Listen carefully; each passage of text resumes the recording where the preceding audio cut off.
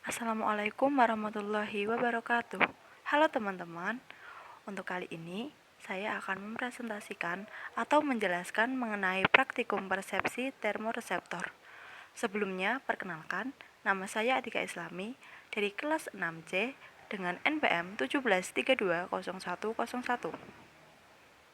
Pada praktikum kali ini bertujuan untuk mempelajari tentang persepsi termoreseptor. Untuk kajian teorinya, kulit merupakan organ yang terletak paling luar dan membatasinya dari lingkungan hidup manusia. Kulit memiliki banyak fungsi yang berguna dalam menjaga homeostatis tubuh. Fungsi-fungsi tersebut dapat dibedakan menjadi fungsi proteksi, absorpsi, ekskresi, persepsi, pengaturan suhu tubuh atau termoregulasi, serta pembentukan vitamin D, menurut Juanda 2007. Sehubung dengan fungsinya sebagai alat peraba, kulit dilengkapi dengan reseptor-reseptor khusus. Reseptor untuk rasa sakit, ujungnya menjorok masuk ke daerah epidermis. Untuk reseptor tekanan, ujungnya berada di dermis yang jauh dari epidermis. Untuk reseptor rangsang dan panas, ujung reseptornya terletak di dekat epidermis. Berikut adalah klasifikasi reseptor menurut kepekaan terhadap modalitas tertentu. Yang pertama, ada termoreseptor, yaitu peka terhadap perubahan suhu. Yang kedua, ada mekanoreseptor, yaitu peka terhadap sentuhan dan tekanan. Yang ketiga, ada kemoreseptor atau peka terhadap perubahan kimiawi. Yang keempat, ada omoreseptor, yaitu peka terhadap perubahan tekanan osmotik. Untuk alat dan bahannya, untuk alat yang pertama ada wadah sebanyak 3 buah. Nah, wadah ini berfungsi untuk meletakkan atau sebagai tempat air. Untuk yang kedua ada pensil sebagai alat tulis untuk menulis hasil laporan. Yang ketiga kertas, yang keempat kamera HP untuk dokumentasi. Dan bahannya sendiri ada air hangat, air dingin, dan air biasa. Untuk metodenya, yang pertama, silakan siapkan alat dan bahan. Lalu yang kedua, masukkan kedua ujung tangan ke dalam air hangat dan air dingin, sekitar 10 detik. Kemudian, celupkan kedua ujung tangan tersebut ke dalam air biasa atau air dengan suhu netral atau suhu normal.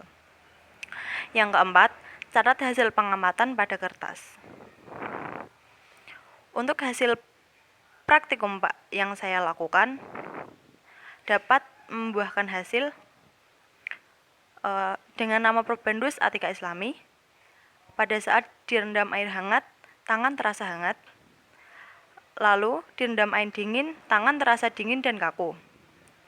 Untuk selanjutnya, tangan yang dicelupkan ke dalam dari air hangat ke air netral atau air biasa, tangan menjadi dingin.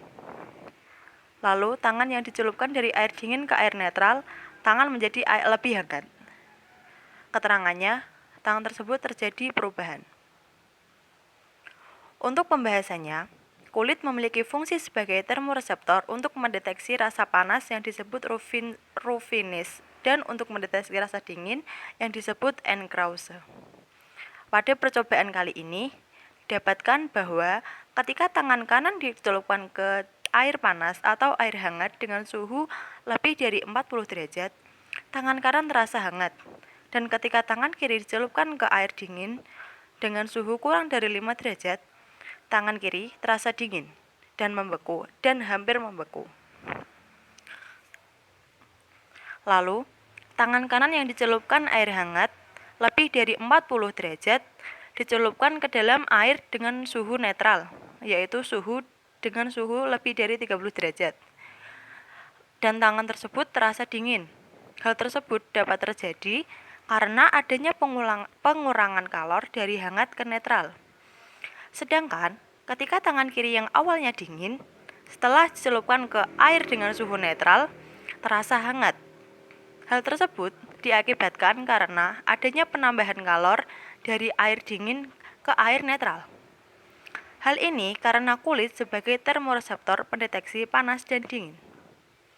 kulit mengandung sederet termoreseptor yang tidak merespon suhu lingkungan absolut, tetapi lebih kepada laju perubahan suhu, di mana panas dipertukarkan antara kulit dan lingkungan sekitarnya. Baik, untuk kesimpulannya, kulit merupakan indera peraba yang mempunyai reseptor khusus untuk sentuhan panas, dingin, sakit, dan tekanan.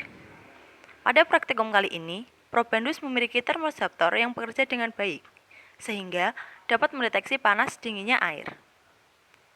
Sekian presentasi dan penjelasan saya mengenai praktikum termoreseptor. Kurang lebihnya saya mohon maaf. Wallahul muwaffiq ila aqwamit thoriq. Wassalamualaikum warahmatullahi wabarakatuh.